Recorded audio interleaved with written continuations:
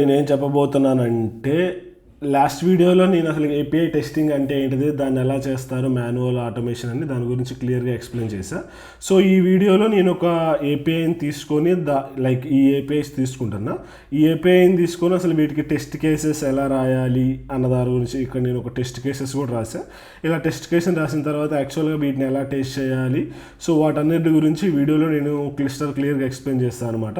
So ఒకవేళ మీకు API testing కొత్త అయితే ఫస్ట్ ఈ వీడియో చూడండి. ఈ వీడియోలో అసలు మనం ఏం చేయాలి ఏందని నేను క్లియర్గా చెప్పాను. సో ఈ వీడియోకి కంటిన్యూషన్ ఈ వీడియో అనమాట. అండ్ ఇప్పుడు ఈ ప్రజెంట్ వచ్చేసి నేను పోస్ట్మ్యాన్లో చెప్తున్నా. మీకు ఒకవేళ కావాలి అనుకుంటే, మీకు స్వాగర్లో కూడా కావాలనుకుంటే కింద కామెంట్ సెక్షన్లో కామెంట్ చేయండి. నేను స్వాగర్లో కూడా నేను ఎక్స్ప్లెయిన్ చేస్తాను. సో ఈరోజు మనం ఇది చూద్దాం ఎలా చేయాలో. సో ఫస్ట్ మనం ఏపీఐ టెస్టింగ్ కానీ ఏదైనా టెస్టింగ్ చేసేటప్పుడు మనకి ఇంపార్టెంట్ ఏంటంటే టెస్ట్ కేసెస్ అనమాట. లైక్ మనం ఏ విధంగా టెస్ట్ చేయాలి, ఏ సినారియోలు టెస్ట్ చేయాలి, సో దానికి తగ్గట్టు మనం ఇలా ఒక షీట్ క్రియేట్ చేసుకున్నాం అనమాట. వీటిని టెస్ట్ కేసెస్ అంటారు. ఈ టెస్ట్ కేసెస్ అనేది చాలా ఇంపార్టెంట్ అనమాట. అండ్ ఇది వచ్చేసి డిఫరెంట్ ఫార్మాట్లో ఉండొచ్చు. నేను ఒక ఫార్మాట్లో రాశాను, మీరు ఒక ఫార్మాట్లో రాస్తారు, ఒక్కొక్కరు ఒక్కొక్క ఫార్మాట్లో రాస్తారు. కానీ ఇక్కడ మనకి మెయిన్ ఉండాలంటే లైక్ టెస్ట్ ఐడి, లైక్ మనం ఏం టెస్ట్ చేస్తున్నాం, అండ్ కరెంట్ మనకి ఎక్స్పెక్టెడ్ బిహేవియర్ ఏంటిది, యాక్చువల్ బిహేవియర్ అసలు మనకి ఏం కావాలి కానీ ఏం వస్తుంది. ఎప్పుడైతే మనకి సపోజ్ ఎక్స్పెక్టెడ్ యాక్చువల్ ఎప్పుడైతే డిఫరెన్స్ వస్తుందో, సపోజ్ ఎక్స్పెక్టెడ్ మనకు ఒక ఏపీఐలో యూజర్స్ లిస్ట్ రావాలి, కానీ ఆ ఏపీఐలో మనకి యూజర్స్ లిస్ట్ రావట్లేదు, వేరే డిఫరెంట్ లిస్ట్ వస్తుంది. సో అప్పుడు మనకి ఎక్స్పెక్టెడ్కి యాక్చువల్కి డిఫరెన్స్ ఉంది. సో ఎక్స్పెక్టెడ్కి యాక్చువల్కి డిఫరెన్స్ ఉన్నప్పుడు మనకు ఒక బగ్ క్రియేట్ అయ్యింది అనమాట. సో అదే మన టెస్టింగ్ అండ్ అదే బగ్ అనమాట. మనం టెస్టింగ్ చేసేటప్పుడు మనకు బగ్స్ వస్తాయి కదా, ఇక్కడ కూడా అంతే అనమాట. లైక్ ఎక్స్పెక్టెడ్కి యాక్చువల్కి మనం ముందే తెలియాలి మనం ఏం ఎక్స్పెక్ట్ చేస్తున్నాం, అండ్ మనం టెస్ట్ చేసిన తర్వాత వచ్చేది యాక్చువల్ అనమాట.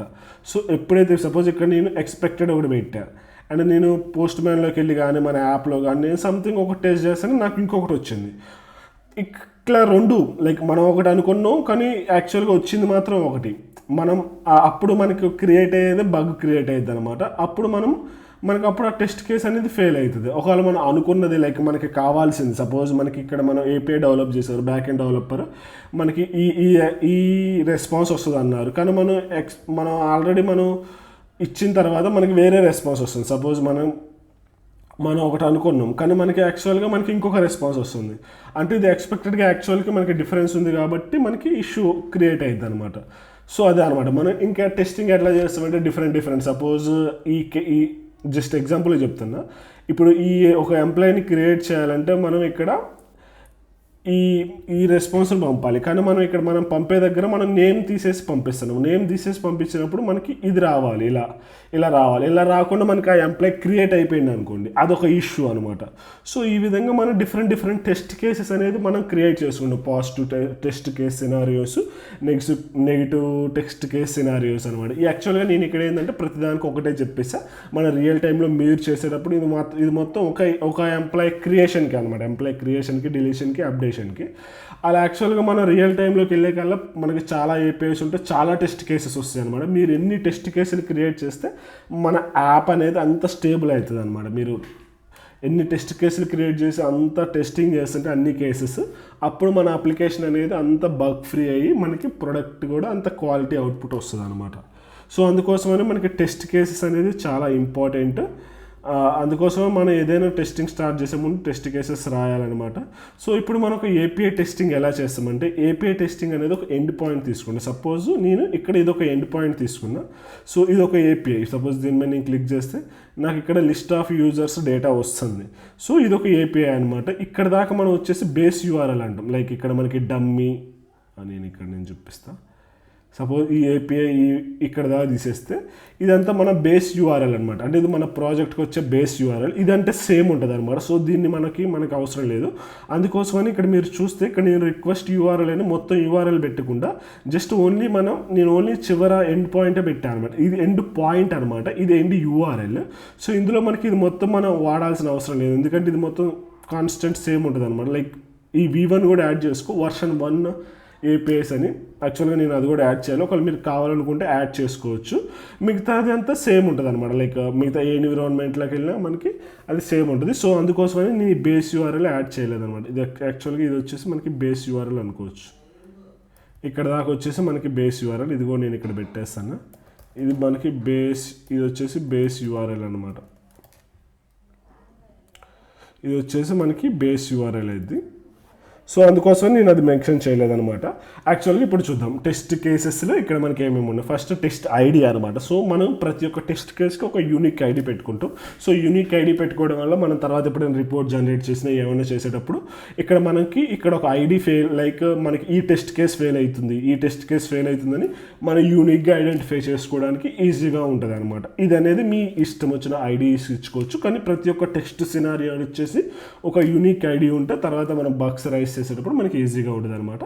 టెస్ట్ కేస్ డిస్క్రిప్షన్, అసలు మనం ఈ టెస్ట్ కేసులో ఏం చేస్తాం, ఇప్పుడు ఈ టెస్ట్ కేసులో మనం ఏం చేస్తున్నామంటే లైక్ పాజిటివ్ టెస్ట్ కేసుని ట్రై చేస్తున్నాం. అదేంటి, క్రియేట్ ఎంప్లాయీకి. సో క్రియేట్ అనే ఎంప్లాయీని మనం ఆ ఫ్యూచర్ని మనం టెస్ట్ చేస్తున్నాం. సో దాంట్లో ఇది వచ్చేసి పాజిటివ్ టెస్ట్ కేస్, తర్వాత ఇది వచ్చేసి నెగిటివ్ టెస్ట్ కేస్ అనమాట. సో ఇక్కడ మనం ఇంకా డీటెయిల్ డిస్క్రిప్షన్ కూడా రాసుకోవచ్చు, like without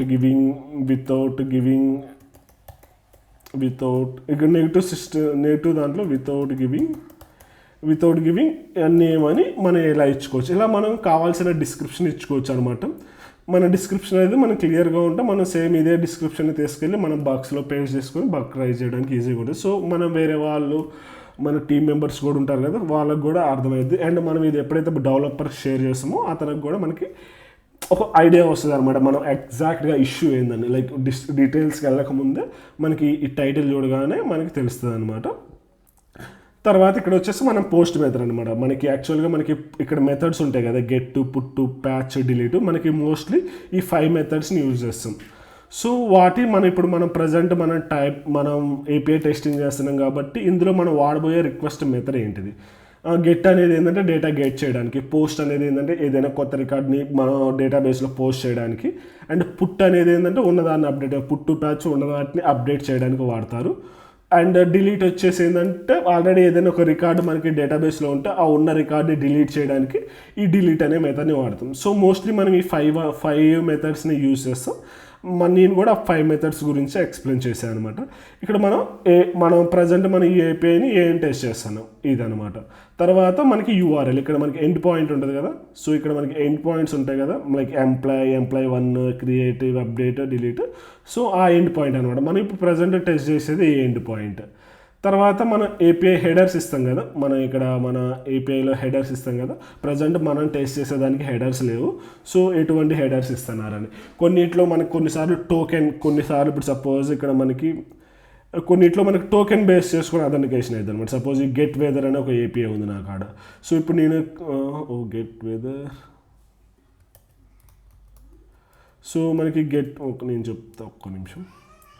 so weather stack real time, ఇక్కడ వచ్చేసి డాక్యుమెంటేషన్. సపోజ్ మనకి ఇలా ఉంటుంది, ఇది టోకెన్ బేస్ అనమాట. లైక్ మనం ఎప్పుడైతే టోకెన్తో చేస్తుంటామో మనకి ఇలాంటివి అవుతుంది. సపోజ్ ఇక్కడ నేను మిస్సింగ్ టోకెన్, సారీ యాక్చువల్లీ ఇక్కడ మనం ఇది రిమూవ్ చేసేసి సపోజ్ నేను ఇప్పుడు హైదరాబాద్ వెదర్ చూస్తున్నాను. హైదరాబాద్ సో హైదరాబాద్ వెదర్ చూసి నేను ఇలా క్లిక్ చేసా. సో ఇక్కడ మిస్ అయిపోయింది యాక్చువల్లీ. ఇక్కడ స్పేస్ ఎక్కువ ఉంది. సో స్పేస్ మొత్తం రిమూవ్ చేశాను. ఇక్కడ స్పేస్,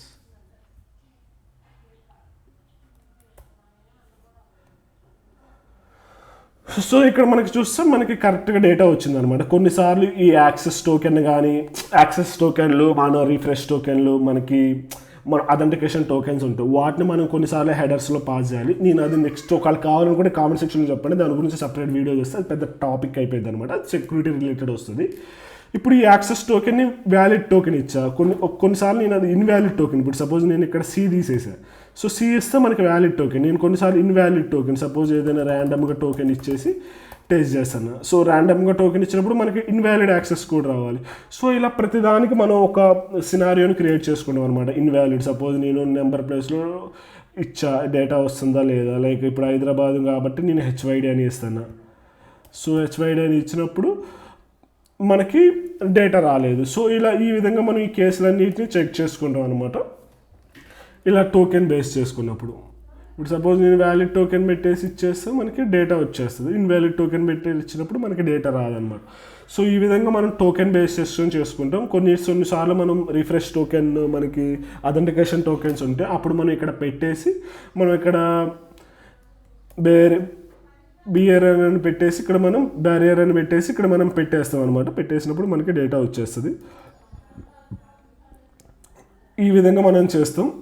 మనకి ఏపీఐ ఉన్నప్పుడు ఇక్కడ మనకి రిక్వెస్ట్ బాడీ అనమాట. సపోజ్ మనకు పోస్ట్ని క్రియేట్ చేయడానికి మనకి ఇక్కడ క్రియేట్ దానికి ఇది మనకి పోస్ట్ మెథడ్ అనమాట. సో ఇక్కడ క్రియేట్ అనే దానికి ఇక్కడ మనం బాడీ పంపిస్తాం కదా. సో ఈ బాడీ అనేది మనం ఏం పాస్ చేస్తాను, సో ఆ రిక్వెస్ట్ బాడీ అనేది మెన్షన్ చేసుకుంటాం. తర్వాత మనకి ఎక్స్పెక్టెడ్, సపోజ్ ఇప్పుడు నేను దీన్ని ఎగ్జిక్యూట్ చేస్తే మనకి ఇక్కడ స్టేటస్ కోడ్ వస్తుంది, 200 ఓకే అని వస్తుంది. సో 200 అని వచ్చి మనకి ఇక్కడ మనకి స్టేటస్ కోడ్ మన ఎక్స్పెక్టెడ్ ఏంటంటే 200 అనమాట. అదే సపోజ్ ఒకవేళ ఏపీఐ లేదు, మనకి మనం పంపించిన డేటా తప్పు అయితే మనకి వేరేది వస్తుంది అనమాట. 429 కానీ 400 కానీ ఇన్వాలిడ్ రిక్వెస్ట్ కానీ అని మనకి వేరే రెస్పాన్స్ వస్తుంది అలాంటప్పుడు. సో ఎక్స్పెక్టెడ్ రెస్పాన్స్ బాడీ మనం ఇది యాక్చువల్గా ఇది మనం చేసేది పాజిటివ్ కేసు కాబట్టి ఇక్కడ ఎక్స్పెక్టెడ్ పెట్టేసినాం. అండ్ ఎక్స్పెక్టెడ్ అండ్ యాక్చువల్ మనకి వచ్చింది ఏంటంటే 200. ఇది పాజిటివ్ కేసు కాబట్టి మనం ఎటువంటి డేటా యాస్టీస్గా మనకి డెవలపర్ ఎలా ఇస్తాడో సో యాస్టీస్గా పెట్టేస్తాం అనమాట. ఇక్కడ మనం ఎటువంటి చేంజెస్ చేయం, అందుకే మనం ఎక్స్పెక్టెడ్ అని. సో అందుకోసమని ఇక్కడ మనకి ఈ టెస్ట్ కేసు ఏంటంటే పాస్ అయింది అనమాట. ఇక్కడ మనం స్టేటస్ పెట్టుకుంటాం. సో మోస్ట్లీ ఇక్కడ ఎక్స్పెక్టెడ్ యాక్చువల్ ఈ రెండింటి మీద మనకి టెస్ట్ కేసు మొత్తం డిపెండ్ అయ్యింది. మిగతా అన్ని మీరు కావాలనుకుని పెట్టుకోవచ్చు, లేకపోతే లేదు. మీరు mostly test case ID, test description, expected output, actual output, status ఈ రెండు పెట్టుకునే సరిపోయింది. కొన్నిటికి మనం అలా కూడా రాసుకోవచ్చు అనమాట. ఇది అనేది చాలా ఇంపార్టెంట్. సో ఇప్పుడు ప్రజెంట్ ఇది మన టెస్ట్ సినారియో. సో టెస్ట్ ఇది చూద్దాం. సో ఇప్పుడు నేను ఇక్కడికి వచ్చేసి మన ఇప్పుడు నాకు ఏపీఐ ఉంది కదా. సో ఏపీఐని ఇక్కడ యాడ్ చేసుకున్నాను. సో ఇక్కడ నేను ఒక కొత్త కలెక్షన్ క్రియేట్ చేసుకుంటాను. సో దీని మీద మనకి ఇది మనం పోస్ట్ మ్యాన్లో టెస్ట్ చేస్తాను. సో ఇక్కడ నేను వచ్చేసి దీని మీద ఇక్కడ క్లిక్ చేస్తాను, క్రియేట్ న్యూ కలెక్షన్ అని దీని మీద. సో ఒక న్యూ కలెక్షన్ క్రియేట్ అయిపోయింది అనమాట. So employ API testing. So నేను ఈ కలెక్షన్ పేరు ఎంప్లాయీస్ ఏపీఐ టెస్టింగ్ అని పెట్టేసుకున్నా.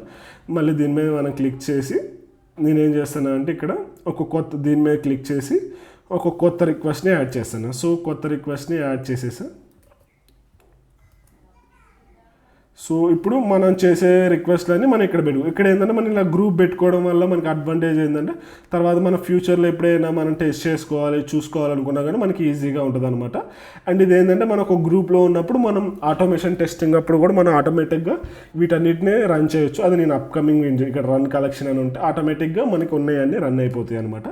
సో ఇక్కడ నేను ఒక కొత్త రిక్వెస్ట్ క్రియేట్ చేసాను. మనం ప్రజెంట్ టెస్ట్ చేయబోయేది ఏంటంటే ఈ ఏపీఐ కాబట్టి. సో ఇది మనకు post API. So post API కాబట్టి నేను ఇక్కడ పోస్ట్ అని పెట్టాను మనం రిక్వెస్ట్ టైప్. తర్వాత వచ్చేసి మన యూఆర్ఎల్ ఏంటంటే మొత్తం యూఆర్ఎల్ పెట్టాలి. సపోజ్ ఇది మొత్తం మన యూఆర్ఎల్, సో ఇంక్లూడింగ్ ఎండ్ పాయింట్తో పెట్టాలి. సో ఇక్కడ మనం నా యూఆర్ఎల్ అన్ని పెట్టేసా. ఒకవేళ మీకు టోకెన్ ఉంటే ఆథరైజేషన్ టోకెన్, ఇక్కడ మీరు ఆథరైజేషన్ టోకెన్ హెడర్స్లో పంపించుకోవచ్చు, లేకపోతే ఇక్కడైనా పంపించుకోవచ్చు అనమాట. లైక్ ఇక్కడ బ్యారియర్ టోకెన్ అన్నప్పుడు ఇక్కడ కూడా మీ టోకెన్ని పాస్ చేసుకోవచ్చు. నా కేసులో మనకు టోకెన్ అవసరం లేదు, నేను జస్ట్ ఈ బాడీని పంపించుకుంటే సరిపోయింది. అండ్ ఇప్పుడు నేను పంపాల్సిన బాడీ ఏంటిదంటే ఈ బాడీ పంపాలి. సో ఈ బాడీ పంపేసి నేను ఇక్కడ ఈ బాడీని వచ్చేసి వీళ్ళు చెప్తారనమాట, మన బ్యాక్ ఎండ్ టీం చెప్తుంది. మీకు ఎవరైనా ఇస్తారో వాళ్ళు మెన్షన్ చేస్తారు అది రాలో పంపాలా లేకపోతే ఫామ్ డేటాలో పంపాలా, ఎలా పంపాలని. సో మన ఈ కేసులో ఏంటంటే రాలో పంపాలి. సో రాలో పంపేసి ఇక్కడ టెక్స్ట్ అనేదాన్ని జావా స్క్రిప్ట్గా జేసన్లో సెలెక్ట్ చేసుకోవాలి. మోస్ట్లీ మనం ఇట్లా వాడతాం. కొన్నిసార్లు ఫామ్ డేటాలో పంపమంటారు, కొన్నిసార్లు ఇది వచ్చేసి మన బ్యాక్ ఎండ్ డెవలప్మెంట్ మీద డిపెండ్ అయి ఉంటుంది అన్నమాట. మనం ఒకసారి వాళ్ళని కాంటాక్ట్ అయితే చెప్తారు ఎలా పంపాలి, ఎక్కడ పంపాలని. కొన్నిసార్లు మన ప్యారమ్స్లో పంపేది ఉంటుంది, ఇక్కడ హెడర్స్లో పంపేది ఉంటుంది, కొన్నిసార్లు ఇక్కడ ప్యారమ్స్లో పంపిస్తాం. సో అది మన ఏపీఐ వే ఆఫ్ డెవలప్మెంట్ బట్టి మన రిక్వైర్మెంట్ బట్టి ఉంటుంది అనమాట. అది ఒక్కొక్క లెక్క చేస్తారు, అది మీ ఇష్టం. అది మీరు బ్యాక్ ఎండ్ ఏపీఐని వాడితే. ఒకవేళ పాతలో అయితే మనకి పోస్ట్ ఏపీఎస్కి ప్యారమ్స్లో వాటిలో పంపించేవాళ్ళు.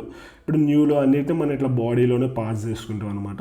ఇక్కడ జేసన్ పెట్టేసి ఇక్కడ నేను ఇప్పుడు దీని మీద క్లిక్ చేశాను. సో క్లిక్ చేస్తే ఓకే నాకు 200 వచ్చింది. అంటే 200 వచ్చిందంటే దీని అర్థం ఏంటంటే ఎక్స్పెక్టెడ్ 200. మనకి ఇక్కడ 200 వచ్చింది. అండ్ ఎక్స్పెక్టెడ్ రెస్పాన్స్ వచ్చేసి సో ఇది సారీ మన ఎక్స్పెక్టెడ్ 200. సో ఎక్స్పెక్టెడ్ రెస్పాన్స్ కూడా నేను తప్పు పెట్టా. సో యాక్చువల్గా ఎక్స్పెక్టెడ్ రెస్పాన్స్ కూడా మనకి ఇదే అనమాట. సో ఈ కేసులో నాకు 200 వచ్చింది, ఎక్స్పెక్టెడ్ రెస్పాన్స్ కరెక్ట్ వచ్చింది. సో ఎక్స్పెక్టెడ్ నేను ఇది ఎక్స్పెక్ట్ చేస్తాను. ఈ డేటా ఇచ్చినప్పుడు ఇది ఓన్లీ ఐడి ఒకటి మారిద్ది. సో ఐడిని మనం చేసుకోలేము, మనకి ఫార్మేట్ అనేది కావాలి. ఐడి అనేది యూనిక్గా ఎవ్రీ టైం జనరేట్ అయింది. సో దాన్ని మనం కన్సిడర్ చేసుకోం. ఇప్పుడు యాక్చువల్గా ఏమొచ్చింది, ఇక్కడ మనకి 200 వచ్చింది అండ్ యాక్చువల్ రెస్పాన్స్ కూడా మనకు వచ్చింది. ఐడిని వదిలేసి మిగతా అదంతా చూడండి, ఎందుకంటే ఐడి ఎవ్రీ టైం ర్యాండమ్గా జనరేట్ అయింది కాబట్టి. సో మనకి సక్సెస్ఫుల్ రెస్పాన్స్ వచ్చింది అనమాట. అంటే దీని అర్థం ఏంటంటే మనకి ట్రూ అయ్యింది. అలా కాకుండా మనకి ఎక్స్పెక్టెడ్ ఇలా కాకుండా మనకి సంథింగ్ వేరేది ఏదైనా ఎర్రర్ వచ్చింది, ఐడి జనరేట్ కాలేదు, నేమ్ సరిగ్గా రాలేదంటే అప్పుడు వచ్చేసి ఇది ఫెయిల్ అవుతుంది అనమాట. కానీ ఈ కేసులో మనకి ఎక్స్పెక్టెడ్ అవుట్పుట్కి యాక్చువల్ అవుట్పుట్కి సేమ్ ఉంది కాబట్టి మనకి టెస్ట్ కేస్ అనేది ట్రూ అవుతుంది అనమాట. సో కానీ ట్రూ అవుతుంది. సో ఈ విధంగా మనం టెస్ట్ చేసుకుంటాం అనమాట. ప్రతి ఒక్క ఏపీఐని మనం ఈ విధంగా టెస్ట్ చేసుకుంటాం. ఇదంతా మాన్యువల్ టెస్టింగ్ కింద వస్తుంది అనమాట. ఆటోమేషన్ టెస్టింగ్ నేను అప్కమింగ్ సిరీసెస్లో చెప్తా, ఆటోమేషన్ టెస్టింగ్ ఎలా చేయాలనేసి. ఈ విధంగా మనం ప్రతి ఒక్క ఏపీఐని ఇలా టెస్ట్ చేసుకుంటాం అనమాట, డిఫరెంట్ అవుట్పుట్స్ ఇచ్చి. సపోజ్ నెక్స్ట్ వచ్చేసి ఇప్పుడు మన negative cases. So negative cases అనేదాన్ని అంటే ఇప్పుడు సపోజ్ సాయిగోపి అనేదాన్ని ఎగరగొడతా. సో ఎగరగొట్టేసి నేను రన్ చేసినప్పుడు మనకి ఈవెన్ ఎంప్లాయ్ నేమ్ ఇవ్వకుండా కూడా క్రియేట్ అవుతుంది అనమాట. సో కానీ ఇక్కడ మనకి యాక్చువల్గా ఏంటంటే ఇక్కడ మనకి ఎర్రర్ త్రో చేయాలి. సపోజ్ ఈ కేసులో పోస్ట్లో సపోజ్ ఒక ఎంప్లాయ్ నేమ్ ఇవ్వకుండా చేస్తే మనకి 400 కానీ అది రావాలి, మిస్సింగ్ రిక్వైర్డ్ ఫీల్డ్ రావాలి. కానీ యాక్చువల్గా ఏంటంటే మనకి డేటా అనేది వస్తుంది. సో ఇక్కడ ఎక్స్పెక్టెడ్. సో ఈ కేసు అనేది మనకి ఫెయిల్ అయిపోతుంది అనమాట. ఈ టెస్ట్ సినారియో అనేది మనకి ఫెయిల్ అయిపోతుంది. సో కాబట్టి మనం దీనికి ఒక బగ్ రైజ్ చేస్తాం. సో ఈ విధంగా ప్రతి ఒక్క దానికి మనం ఎక్స్పెక్టెడ్ ఏంటిది, అవుట్పుట్ ఏంటిది, ఎక్స్పెక్టెడ్ అవుట్పుట్ ఏంది, యాక్చువల్ అవుట్పుట్ ఏంది. సో వీటన్నిటిని మనం యూజ్ చేసుకొని మనం ఐపీఐని ఫుల్ ఫ్లెడ్జ్డ్గా టెస్ట్ చేస్తాం అనమాట. ఇక్కడ మనకి రెస్పాన్స్ వస్తుంది. మీకు ఇంకా కావాలనుకుంటే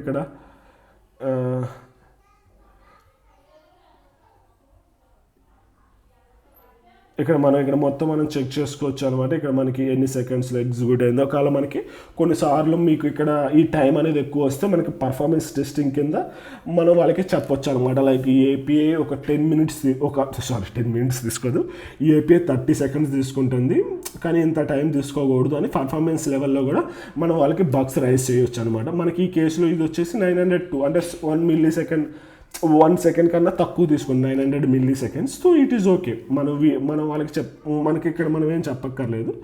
సో ఇక్కడ మనకు వచ్చేసి ఇక్కడ మనకి 400 రావాలి, కానీ ఈవెన్ నేమ్ పంపిపోయిన వచ్చింది కాబట్టి మనం ఇక్కడ బగ్ రైజ్ చేస్తాం. సో ఈ విధంగా మనం ప్రతి ఒక్క దానికి మనం బగ్స్ అనేది మనం ఈ విధంగా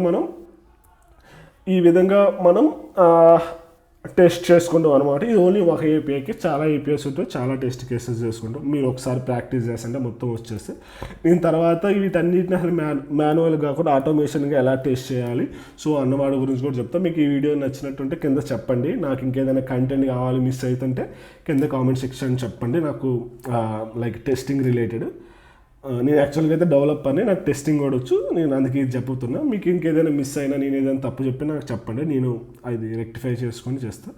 సో ఈ విధంగా మనం ఏపీఐ టెస్టింగ్ చేస్తాం అనమాట. ఇలా అన్ని మెథడ్స్కి అన్నిటికీ డిఫరెంట్ పారామ్స్. గెట్ ఇప్పుడు ఇలా పెట్టినప్పుడు గెట్ని కూడా అలౌ చేస్తుందా, ఈ విధంగా మనం పెట్టేసి డిఫరెంట్ టెస్ట్ చేస్తూ ఉండకుండా ఎంత టెస్టింగ్ మనం ఎన్ని టెస్ట్ కేసులు పెంచుకొని ఎంత టెస్టింగ్ చేస్తుంటే మనకు అంత అవుట్పుట్ వస్తుంది అనమాట. సో మీరు మిగతావి కూడా టెస్ట్ చేయండి. ఇది వచ్చేసి మనకి ఎండ్ పాయింట్. నేను ఈ వెబ్సైట్ కూడా ఇస్తాను, లేకపోతే మీరు యాక్చువల్గా మీ వెబ్సైట్ని మీరే టెస్ట్ చేసుకోండి. ఇది వచ్చేది ఇక్కడ ఏంటంటే మనకి అన్ని ఏపీఐస్ రిఫరెన్సెస్ ఉంటాయి అన్నమాట. సో ఇది అనమాట API testing with post man. ఇంకా మీకు ఏదైనా డౌట్స్ ఉంటే కామెంట్ సెక్షన్లో కామెంట్ చేయండి, నేను ఎక్స్ప్లెయిన్ చేయడానికి ట్రై చేస్తాను. Thank you. Happy coding.